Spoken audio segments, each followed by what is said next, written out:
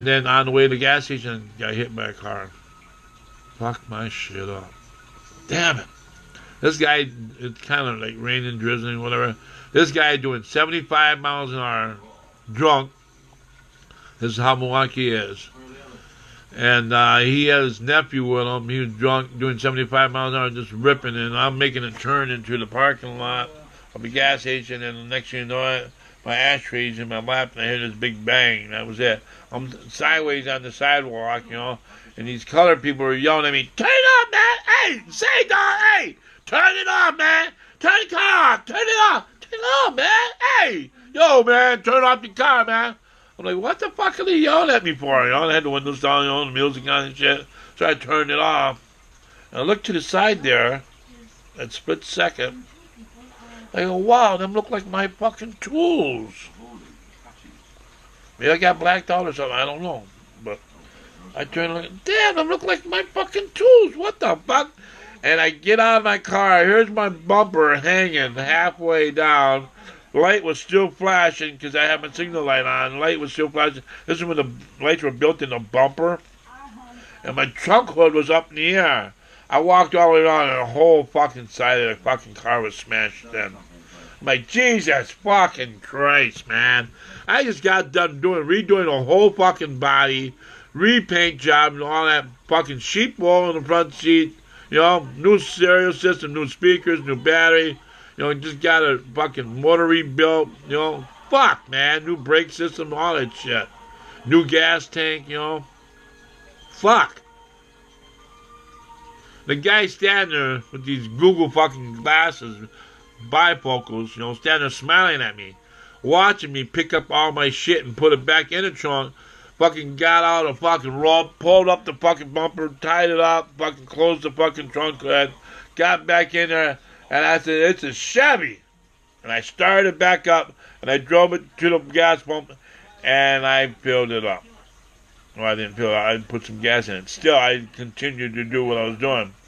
See, back in the day, them cars are made out of fucking steel. And good thing I had that new gas tank on there. That's why I didn't explode. Because if I had an old rusty gas tank on there, it probably would have exploded. It would have probably blew up. That's why they were yelling at me, turn it off, turn it off. Because I checked it all out and shit, you know. The gas tank was, the frame was bent into the front in the gas tank. And gas tank was all bent up like this, you know. And the frame was right up in it and didn't leak or nothing. So, fuck, so I filled it up and set it up and drove away. And they all like, yeah, yo, hey, yeah, it's a Chevy, that motherfucking Chevy. You know, he hit me with a Ford Escort, and the whole fucking motor was sitting in the front seat. They took his ass to jail, took his nephew to his mama, you know. He was just a little boy just crying, and he's just standing there smiling away. Well, Victor said I was on a hit list because I had a fucking car, motherfucking Thunder Power 350 with a 350 turbo transmission, and had a fucking two-barrel. I used to turn the fucking carburetor upside down. That motherfucker had power. Woo! As soon as I tapped that gas, them wheels were spinning. I burned them fucking tires up like it ain't shit. You know? That motherfucking car had power. Anywho. So as I come back home, by the Kovacs or whatever, I'm like beeping my horn. I'm like, yeah, you guys like my new car? Like, damn, what happened to your car, Uncle Jimmy? Oh, my God. Oh, man. Damn, what? And everybody just came out, everybody from the neighborhood. You know, they were all proud of me. Like, you know, I got all looking pretty and everything. Here I bring it back, and the fucking whole fucking trunk is all smashed in. Bumper just halfway hanging and tied up with a rope and shit. But, well, I tell you, me being a Hungarian...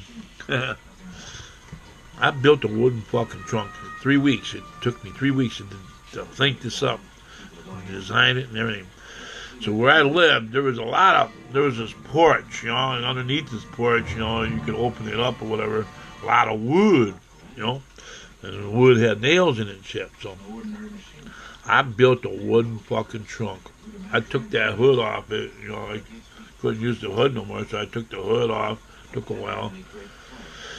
And I took the hood off, and I fucking built a wooden fucking trunk. I hooked up a chain to a fucking tree and shit, and pulled that frame back out, and then I tried pulling it back in, straighten out the back end up, and end up ripping the whole back end off, where where normally the lights are, but like I said, the lights were built in the bumper. So I found this old electrical wire from the telephone poles. This is suburbs of Milwaukee. You can find anything anywhere. Steel, aluminum, wood. Anything. Electrical wires. That have been chopped down and they just throw them to the side, whatever. So I took some electrical wire from the telephone pole, wrapped that around the frame, wrapped that around the bumper, jacked it up, and then I put it real tight, and then held it up. And then when I was in Milwaukee, I was going down by 35th and North Avenue, and I had the music going. I'm just cruising around and shit, ready to go down to the lakefront like I like doing. And I changed into the lane, and I looked, nobody was coming, so I turned on the signal light, and as I pulled in, BAM! This colored chick ran right into my front. She's passing in the right-hand lane. There was a truck in front of me, and the right lane was empty. I looked, there was nobody coming. She must have come flying right through there. And just as I started to pull out to turn around them and make my turn, I had the signal light on and everything, and I wanted to make my turn, go, pass around them, make my turn, She must have been come flying right up that right lane. Another little fucking Chevy Citation. Bam! She clipped my fucking front end. God damn it, man. That's when I decided I gotta get the fuck out of Milwaukee before they completely destroy my whole car. This is something my mama gave me before she died. I completely rebuilt this whole fucking car from nothing. It was a lemon. It was junk. She bought it for parts. Well, she realized she had a 76 Chevy Impala that she couldn't use the parts from the 72 Chevy Caprice. It just didn't match up. It didn't work. So here she was stuck with a lemon, and she says, you want it? I said, yeah. She said, I'll fix it. I'll get her running. She goes, okay, good luck with that. I got it running in 3 days. Oh, shit. Look at that.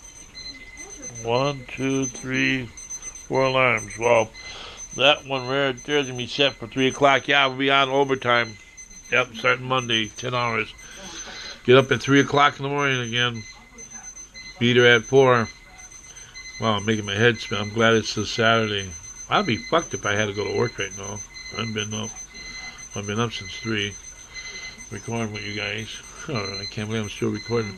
Anyhow, get back to the story. Story time. So anyhow, after she fucking smashed in my front quarter panel, it wasn't that bad. But, hey, heavy Chevy, And she got a busted headlight, bent in her bumper, caved in her front quarter panel a little bit, She's like, thanks a lot, asshole. You fucked up my shit, And then a cop wrote me a ticket for inattentive driving. She was black, he was black, I was in a black neighborhood. I was the only white guy. So I got a ticket because I didn't have insurance. She had insurance. So I got a ticket for inattentive driving. She said I pulled out in front of her. What the fuck is she doing? Passing in the right lane. That's illegal. You're not allowed to pass in the right lane. So I got the fuck out of Milwaukee, and I came back up here, and I told my cousin everything. He lived in Portage, Wisconsin, and he lived in the city apartments, and I told him everything. I says, Dad, people would give me $2 for gas, take me here, take me to the store, take me here, take me there, and they'll look at my, always, my car was always on empty, always, In Milwaukee, I donated blood to get high and get beer and food or whatever. And that's how I lived. I did get a job, though. I did get a job. Yeah, I did get a job at Milwaukee Brewers. I got in a temp service, you know, and I got a job at Milwaukee Brewers. That's where I got these baseballs from. See, that I worship. That's all I got left. Worked at the Milwaukee Brewers. Imagine that. You probably saw me on television. So this was back in 1989. Yeah, I worked for the Milwaukee Brewers. I was the guy that rolled out the tarp. Yeah, I used to clean up the mess after everybody left. Yeah, I was that guy. Maintenance crew. Ground crew, they called it. So then I got a job there, and I told myself I'm going to work as many hours. I worked 16 hours a day. You know, go home. There was nothing to eat. Nothing. Kathy said, "Damn, boy, you making money now. You got to give some money here so we can buy some food. I ain't never charged your ass rent or nothing, but you need to bring some food in this house." It was census. It was fucking census because I says, "Okay, Kat, here's some money." I gave like $47 or whatever. Go get food. I come home the next day. It was all gone. Everything. All gone. Nothing. I come home from work. I was hungry. I was starving, and there was nothing. Not a sandwich, not a piece of bread or nothing. All gone. Everybody gone. Everybody sleep. When I come home late at night. Sad. So after 3 weeks of this, I decided I gotta get the fuck out of here. Her son would piss the bed. I had a bed to sleep in. No, I didn't have a bed. He had a bed. I had to sleep in his room, but they had an extra mattress. They kept it underneath the bed, and I put a mattress to the side there, and I'd sleep on the mattress on the floor.